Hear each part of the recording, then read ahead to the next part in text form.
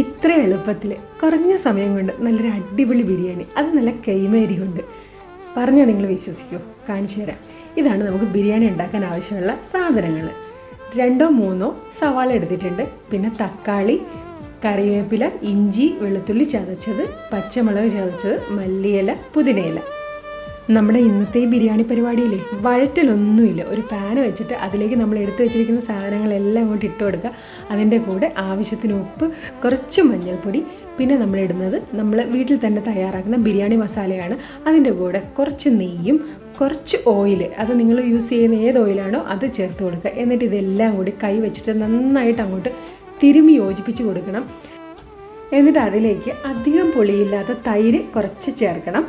പിന്നെ നമ്മൾ നന്നായിട്ട് കഴുകി വൃത്തിയാക്കി വെച്ചിരിക്കുന്ന ചിക്കൻ കഷ്ണങ്ങളും ചേർത്ത് കൊടുക്കുക.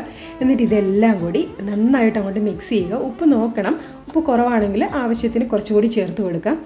അതിനുശേഷം ഇത് നമ്മൾ അടച്ച് വെച്ചിട്ട് ഒരു 15 മിനിറ്റ് കുക്ക് ചെയ്യുക. ആ സമയം കൊണ്ട് നമുക്ക് അരി വേവിച്ചെടുക്കാം. ആവശ്യത്തിന് വെള്ളം വെച്ച് അതിലേക്ക് നമുക്ക് വേണ്ട സ്പൈസസ് എല്ലാം ഇട്ട് കുറച്ച് ഉപ്പും നെയ്യും ഇട്ട് അതിലേക്ക് അരിഞ്ഞു വെച്ചിരിക്കുന്ന ക്യൂബ്സായിട്ട് കട്ട് ചെയ്ത് വെച്ചിരിക്കുന്ന ക്യാരറ്റ്, പിന്നെ ഉള്ളി, ഒരു നാരങ്ങ നീര് വയ്ക്കുന്നുണ്ട്. ഇതെല്ലാം ഇട്ട് നന്നായിട്ട് തിളച്ച് വരുമ്പോഴത്തേക്കും നമ്മൾ കഴുകി വൃത്തിയാക്കി വെച്ചിരിക്കുന്ന കൈമ റൈസ് വെച്ച് കൊടുക്കുക. ഈ അരി നമ്മളൊരു 3/4 വേവാക്കിയാണ് എടുക്കുന്നത്. അതിനിടയ്ക്ക് നമ്മുടെ ചിക്കൻ വെന്ത് റെഡി ആയിട്ട് വന്നിട്ടുണ്ട്. ഇതും ഒരു 3/4 വേവാണ്. ഇതിലേക്ക് നമ്മൾ സവാളയും കശുവണ്ടിയൊക്കെ വറുക്കാൻ ഉപയോഗിച്ച നെയ്യ് ഒഴിച്ചു കൊടുക്കുന്നുണ്ട്. പിന്നെ വറുത്ത് വെച്ചിരിക്കുന്ന സവാള, കശുവണ്ടി, മുന്തിരി, പൈനാപ്പിള്, പിന്നെ ക്യാരറ്റ്, കറിവേപ്പില, മല്ലിച്ചപ്പ്, പുതിന, ഇതെല്ലാം കൂടി ചേർത്ത് അങ്ങോട്ട് ദമ്മിടുക. ദമ്മിട്ടൊരു 10-15 മിനിറ്റ് വയ്ക്കുക. അതിനുശേഷം ദം അങ്ങോട്ട് പൊട്ടിക്കുക.